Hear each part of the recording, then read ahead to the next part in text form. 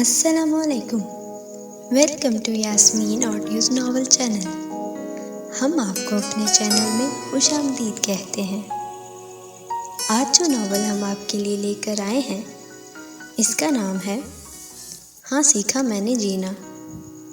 تحریر نبیلہ ابر راجہ، آواز عروج حیات۔ امید کرتے ہیں ہمارے ہر ناول کی طرح آپ کو یہ ناول بھی بہت پسند آئے گا۔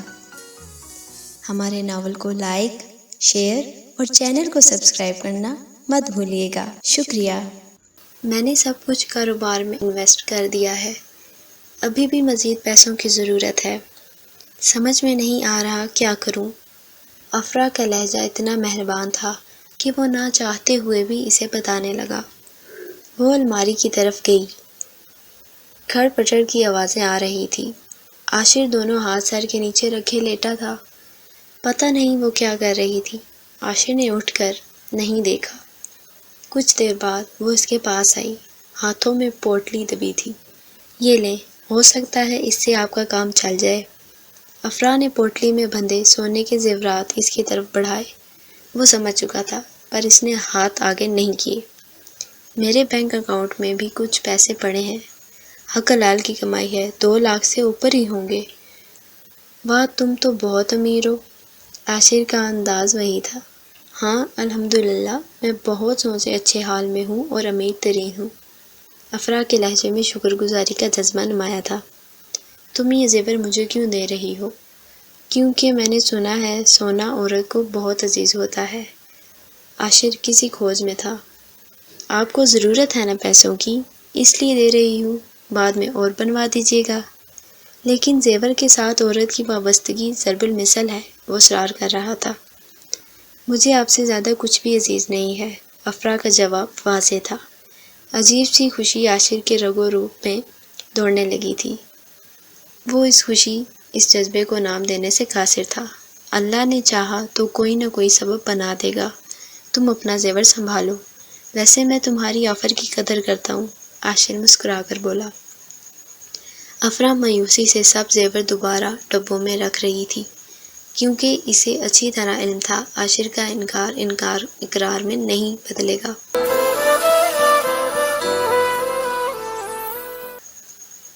مانور کی عدت ختم ہو چکی تھی۔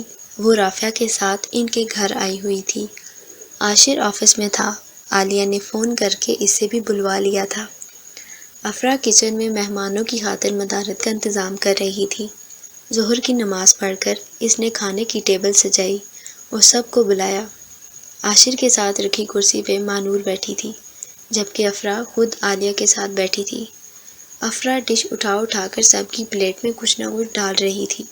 مانور نے ایک نظر اس کی طرف دیکھا۔ افرا نے نماز کے سٹائل میں دوپٹہ اوڑھا ہوا تھا۔ اس کا چہرہ دھلا دھلایا کسی قسم کے میک اپ کے بغیر تازگی بھرا تاثر دے رہا تھا۔ وہ سادگی و پروکاری کی مثال تھی، جیتی جاگتی۔ کھانے کے بعد عاشر واش روم بیسن پہ ہاتھ دھو رہا تھا۔ وہ تولیہ لیے اس کے پاس کھڑی تھی۔ عاشر کے کندھے، اس کا سر تھوڑا نیچے تھا، لیکن اس کے پاس کھڑی وہ اس کا پرفیکٹ میچ نظر آ رہی تھی۔ مانور حسد کی تیز پھوار میں بھیگی تھی۔ اس نے مایوس نگاہوں سے رافعہ کی طرف دیکھا۔ وہاں امید کا پیغام واضح تھا۔ کھانے کے بعد افرا چائے بنانے باورچی خانے میں گئی تو مانور عاشر کے ساتھ بیٹھ گئی۔ وہ پرانے انداز میں اس کی آنکھوں میں دیکھ رہی تھی۔ برسوں میری برتھ ڈے ہے، تم ضرور آنا، ورنہ میں سیلیبریٹ نہیں کروں گی۔ وہ دھونس جما رہی تھی۔ کیوں؟ کیونکہ میں نے صرف تمہیں ہی انوائٹ کیا ہے۔ اوکے، میں ضرور آؤں گا، عاشر نے وعدہ کیا۔ عاشر کے سیل فون پہ مانور کی کالز اور میسیجز کی تعداد بڑھنے لگی تھی۔ ہر گھنٹے بعد وہ اسے کال کرتی کہ کہاں ہو، کیا کر رہے ہو۔ تھوڑی دیر بعد اس کے میسیج آتے۔ وہ رات لیٹا ہوتا تو مانور کی کال آ جاتی۔ وہ آہستہ آواز میں بات کرتا۔ ایک لفظ بھی افرا کے پلے نہ پڑتا۔ مانور روز اسے ملنے کے لیے بلاتی۔ کبھی کبھی وہ ٹائم نکال کر چلا جاتا۔ آج بھی مانور نے اسے لانگ ڈرائیو پہ چلنے کو کہا تھا۔ وہ آفس سے جلدی اٹھایا تھا۔ خالہ نے گرم جوشی سے استقبال کیا۔ ماہنور تیار ہو کر اس کا انتظار میں بیٹھی تھی۔ ماہنور نے ایک آئس کریم پارلر سے اپنے فیورٹ فلیور کی آئس کریم کھائی۔ اس نے ڈھیروں باتیں کی۔ عاشر، میں بہت شرمندہ ہوں اپنے گزرے کل کے فیصلے پہ۔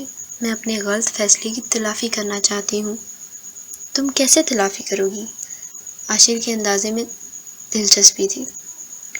دیکھو، میں مانتی ہوں اس وقت کچھ غلط ہوا تھا۔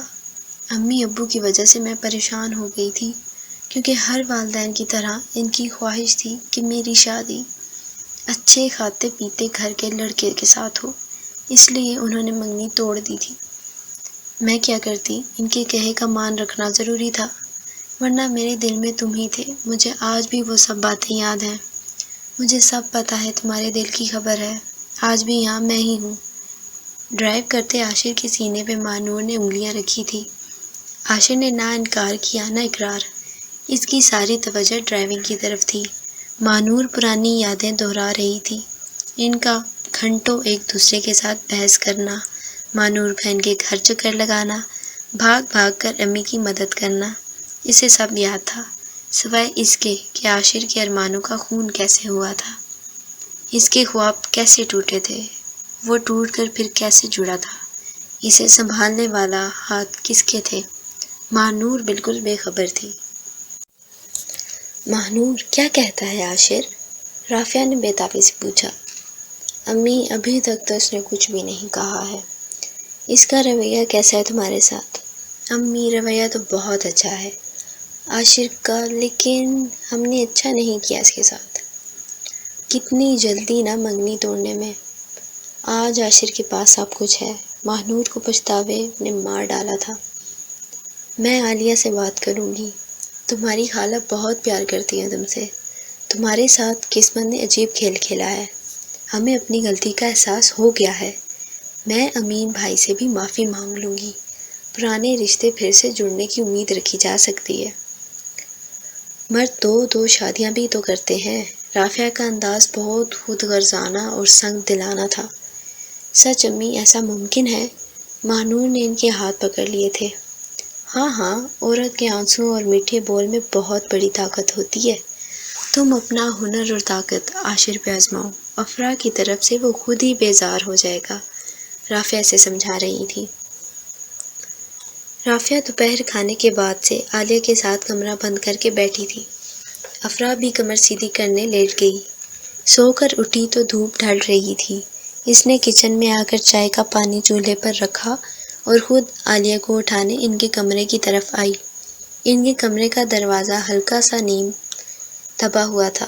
باتیں کرنے کی آواز باہر تک آ رہی تھی۔ وہ دونوں یہی سمجھ رہی تھی کہ افرا سو رہی ہے، اس لیے بے فکری سے اونچی اونچی آواز میں مصروف گفتگو تھی۔ مرد کو 4 شادیوں کا حق حاصل ہے۔ پھر ماہنور تمہارا اپنا خون ہے۔ عاشر اور وہ دونوں ایک دوسرے کو پسند کرتے ہیں۔ کیا ہوا جو دونوں کی شادی ہو جاتی ہے؟ افرا بھی ایک کونے میں پڑی رہ گئی۔ میں ظالم نہیں ہوں جو اسے طلاق دلوانے کا مطالبہ کروں گی۔ پھر ماہنور تمہاری اپنی ہے اور اپنا آخرکار اپنا ہی ہوتا ہے۔ خالہ سمجھ کر ساری عمر تمہاری خدمت کرے گی۔ مجبور ہو کر تمہارے پاس آئی ہوں۔ میری بیٹی اجڑ گئی ہے، رحم کرو میری بچی پہ۔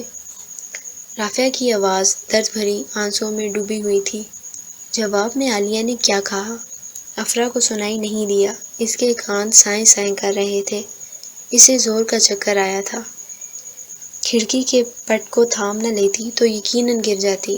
بے رحمی اور سنگ دلی کی انتہا کیا ہوتی ہے، یہ آج جانا تھا اس نے۔ خود غرضی اور طوطا چشمی کیا ہوتی ہے، یہ اقدا بھی آج کھلا تھا اس پہ۔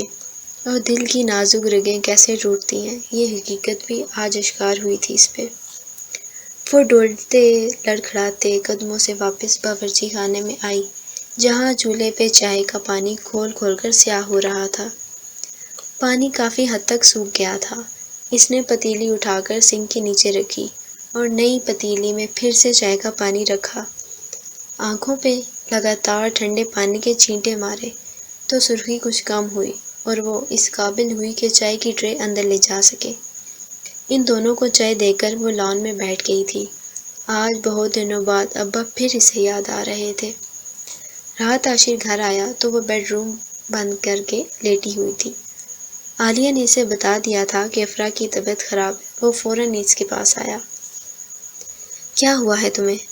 عاشر کا ایک ہاتھ اس کے ماتھے پہ تھا۔ وہ سیدھی ہو کر بیٹھ گئی۔ وہ یک ٹک عاشر کی طرف دیکھ رہی تھی۔ وہ سادہ جاذب نظر چہرہ، بے ریا آنکھیں، بھلا اس کے ساتھ کیسے دھوکہ کر سکتی ہیں؟ کیا اس کے ساتھ محبت سے بتائے گئے پل جھوٹ تھے؟ کیا اس کی چاہتیں، وارفتگی، والہانہ پن فریب تھا؟ لیکن کیسی محبت، کیسی چاہت، کیسا والہانہ پن؟ کیوں عاشر نے شادی کے بعد سے آج تک ایک بار بھی اظہار محبت نہیں کیا تھا؟ وہی محبت کا تاج محل بنا کر پوجا کر رہی تھی۔ اس نے عاشر کی کزن کی زبانی عاشر اور مہنور کی طوفانی محبتوں کے قصے سنے تھے۔ یہ قصے صرف اسے ہی خاص طور پر پذیب داستاں کے لیے بڑھا چڑھا کر بیان کیے گئے تھے۔ کچھ نہیں، بس ایسے ہی تھوڑی تھکن ہو گئی تھی۔ وہ پھیکے انداز میں مسکرائی اور اٹھ کر بیڈ سے اترنے کی کوشش کی۔ عاشر نے اسے روک دیا۔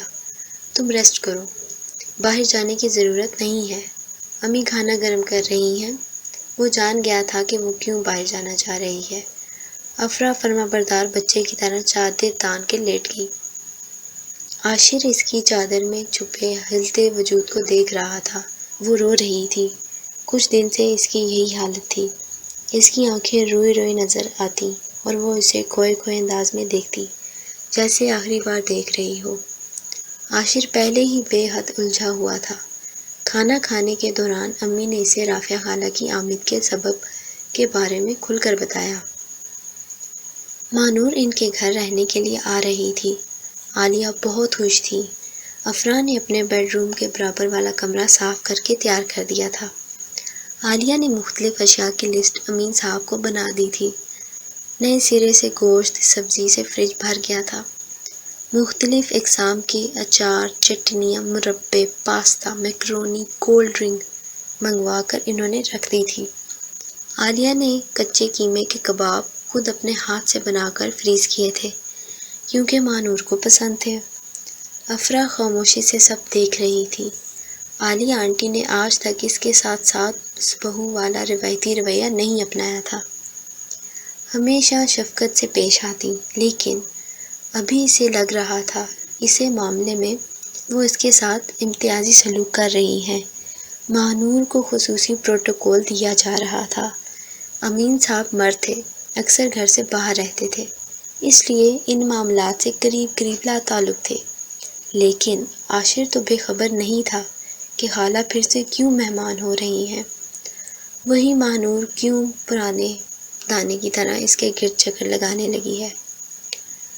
وہ کس مقصد کے لیے ان کے گھر رہنے آ رہی تھی، وہ اچھی طرح جانتا تھا۔ سب کام ختم کر کے افرا باہر لان میں بیٹھ گئی تھی۔ اس کے لگائے گئے پودوں میں ننھی ننھی شاخیں اور پتے سر اٹھا رہے تھے۔ درخت سبزے کے چادر پھر سے اوڑھنے لگے تھے۔ موسم بدل رہا تھا، بہار کی آمد تھی۔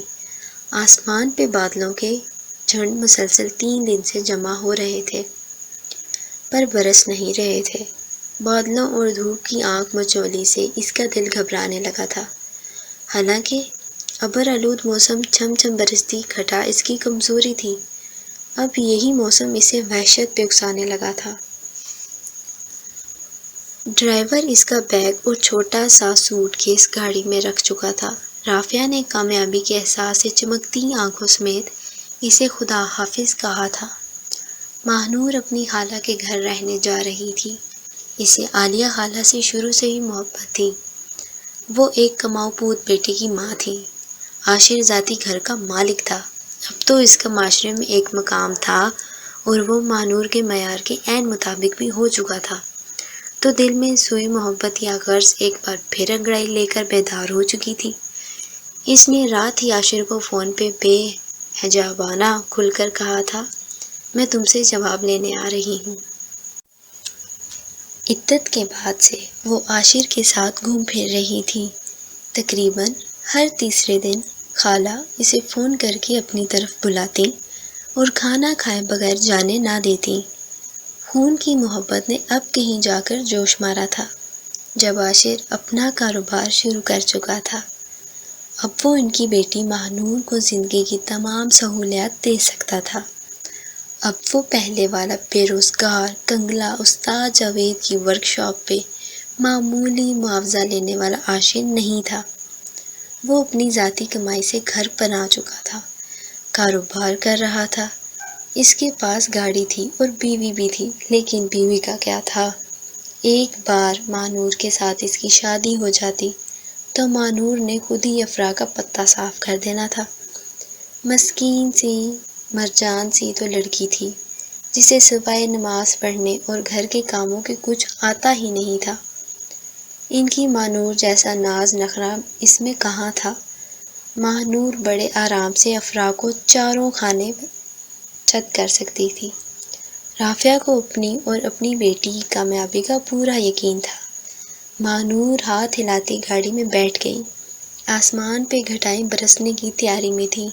ماہنور کو یہ موسم بہت پسند تھا۔ بارش انجوائے کرنے کے لیے اس کے پاس بہت سے پلان تھے۔ آج چھٹی تھی، عاشر نے سارا دن گھر پہ ہی ہونا تھا۔ ماہنور نے اس کے ساتھ لانگ ڈرائیو پہ جانا تھا، محبت کی تجدید کرنی تھی۔ اپنے خیالوں میں مگن وہ مطلوبہ گھر تک پہنچ گئی تھی۔ ڈرائیور ہارن دے رہا تھا، گیٹ کھل چکا تھا۔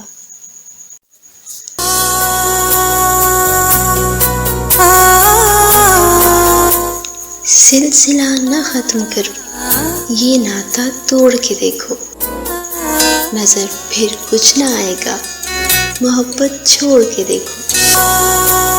اذیت کیا ہے گر یہ جاننے کا شوق ہے تم کو، سب حسین خواب یکجا کرو اور توڑ کے دیکھو۔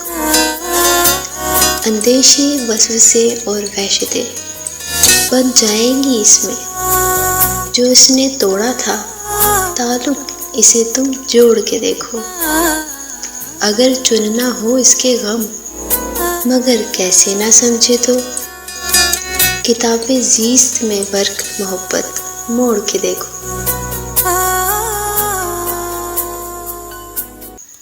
ماہنور آ رہی تھی۔ عالیہ آنٹی، عاشر خوش نظر آ رہے تھے۔ امین انکل کے دل میں کیا تھا اسے خبر نہیں تھی۔ کل کے لنچ اور ڈنر کا مینیو عالیہ آنٹی نے اسے بتا دیا تھا۔ ویسے بھی اتوار تھا، عاشر نے گھر پہ ہی ہونا تھا۔ اسے پتا تھا ماہنور کیوں آ رہی ہے۔ وہ اپنے سابقہ منگیتر اور محبت کو حاصل کرنے کے لیے آ رہی تھی۔ عاشر کے دل میں کیا تھا وہ جان ہی نہیں پائی تھی۔ وہ سخت دل گرفتہ تھی۔ رات عاشر کے گھر آنے سے پہلے ہی اس نے اپنے کپڑوں کے 3-4 جوڑے اور کچھ پیسے الگ سے رکھ لیے تھے۔ اسے ماہنور کے آنے سے پہلے یہاں سے چلے جانا تھا۔ اپنی ہار کا تماشا کم سے کم وہ ماہنور کے سامنے برداشت نہیں کر سکتی تھی۔ پہلے اس کا دل چاہا آخری بار عاشر کے سامنے اپنا حال دل کھول کر رکھ دے۔ اس مقصد کے لیے اس نے 2 بار قلم اٹھایا تھا، پھر ارادہ ملتوی کر دیا۔ اپنے پندار اور خودداری کی توہین اسے گوارا نہیں تھی۔ وہ پھر جب بھیک میں کچھ نہ ملتا تو خالی دامن دیکھ کر اسے ہی دکھ ہوتا۔ رات وہ عاشر کی طرف سے کروٹ لے کر قدرے دور ہو کر سوئی۔ 1-2 بار اس نے افراح کو جگانے کی کوشش کی، لیکن پھر کوشش ترک کر دی۔ وہ بہت پر اسرار سی لگ رہی تھی۔ عاشر کو نیند ہی نہیں آ رہی تھی۔ وہ اٹھ کر کمرے سے باہر آ گیا۔ اس کا رخ کتابوں کی سمت تھا۔ وہ کتاب نکال رہا تھا جب اس کی نظر الماری میں کتابوں کے پیچھے رکھے گئے بیگ پہ پڑی۔ اس نے کھولا تو اندر افراح کے کپڑے اور پیسے پڑے تھے۔ وہ پلک جھپکتے ہی اس بیگ کے راز تک پہنچ گیا تھا۔ اس نے نکالی گئی کتاب واپس وہیں رکھ دی۔ باہر تیز ہوا چل رہی تھی۔ آسمان پہ بادل تھے۔ موسم بہار کی پہلی بارش متوقع تھی، کیونکہ ہوا میں پانی سا بھاری پن تھا۔ عاشر بیگ لے کر واپس بیڈ روم میں آیا اور نظر بچا کر ایک جگہ رکھ دیا۔ افرا آسانی سے نہیں ڈھونڈ سکتی تھی۔ عاشر کو نیند نہیں آ رہی تھی۔ اس نے احتیاطاً 5:30 بجے کا الارم لگا دیا۔ افرا اپنے وقت پہ بیدار ہوئی۔ نماز اور دیگر معمولات سے فارغ ہو کر اس نے ناشتہ تیار کر کے امین انکل، عالیہ آنٹی اور عاشر کو دیا۔ خود اس نے صرف چائے پی۔ 1.5-2 گھنٹے میں اس نے سب کام بھی نپٹا لیے۔ وہ اب تیار تھی۔ کتابوں کے پیچھے کتنی بار بیگ دیکھ آئی تھی، وہ ہوتا تو ملتا۔ وہ دوبارہ کمرے میں آئی تو عاشر کھڑکی کے پاس کھڑا لمحہ بہ لمحہ گہرے ہوتے بادلوں کو دیکھ رہا تھا۔ افرا کی متلاشی نگاہیں کمرے میں چاروں طرف گردش کر رہی تھیں۔ اس کی تلاش ہے تمہیں، یہ لو۔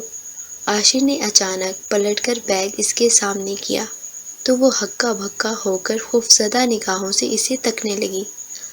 عاشر نے بازو بڑھا کر اسے خود سے قریب کیا۔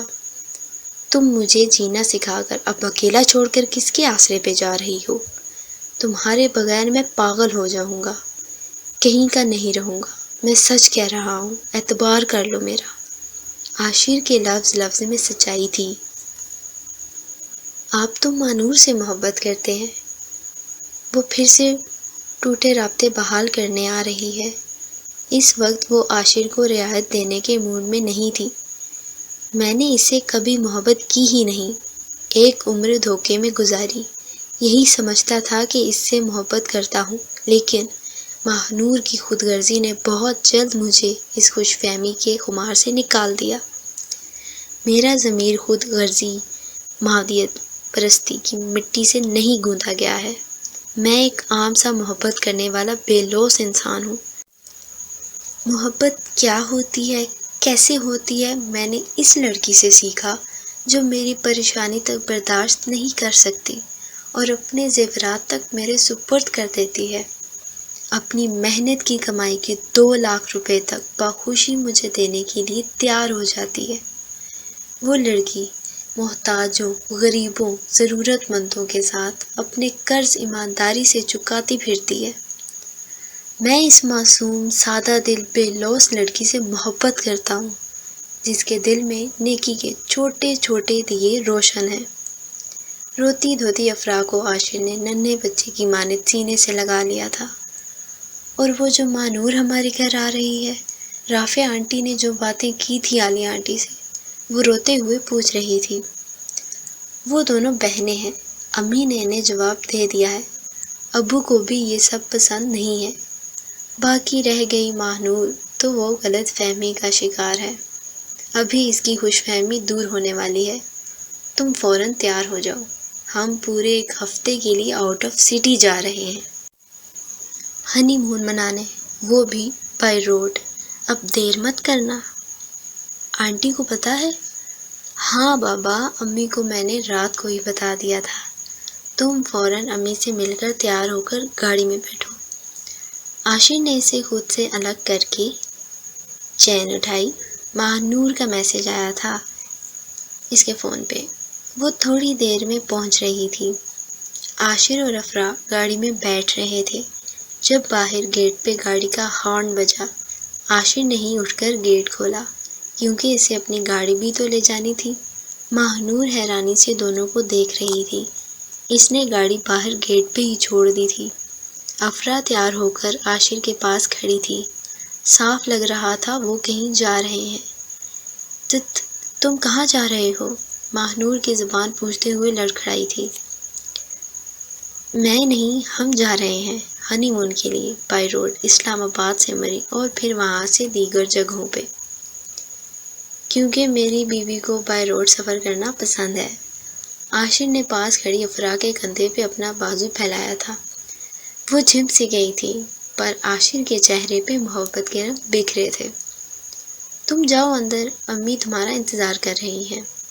عاشر گھوم کر ڈرائیونگ سیٹ پہ بیٹھا۔ اس کے ساتھ افرا بھی بیٹھ چکی تھی۔ گاڑی گیٹ سے نکل رہی تھی۔ ماہنور شکست خور انداز میں ان دونوں کو جاتا دیکھ رہی تھی۔ عاشر مین روڈ پر آتے ہی میوزک پلیئر کا بٹن آن کر چکا تھا۔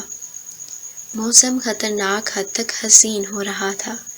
افرا نے ہتھیلی شیشے سے باہر نکالی۔ بارش کی پہلی بوند اس کے ہاتھ پہ گری تھی۔ دہلیز پہ میرے دل کی جو رکھے ہے تو نے قلم، تیرے نام پہ میری زندگی لکھ دی میرے ہمدم۔ ہاں سیکھا میں نے جینا جینا کیسے جینا، ہاں سیکھا میں نے جینا میرے ہمدم۔ عاطف اسلم کے ساتھ عاشر خود بھی گنگنا رہا تھا۔ افرا نے بے اختیار اس کے بالوں کو چھوا۔ اس نے ڈرائیونگ کرتے ہوئے ایک جانے کے لیے افرا کی طرف محبت پاش نگاہوں سے دیکھا۔ باہر سڑک پہ بوندوں کا رقص شروع ہو چکا تھا۔ اسٹیئرنگ پہ رکھے عاشر کے ہاتھ پہ افرا نے اپنا ہاتھ یقین دلانے والے انداز میں رکھا تھا۔ زندگی کا سفر محبت کی شاہراہ پہ بہت آسان ہو گیا تھا۔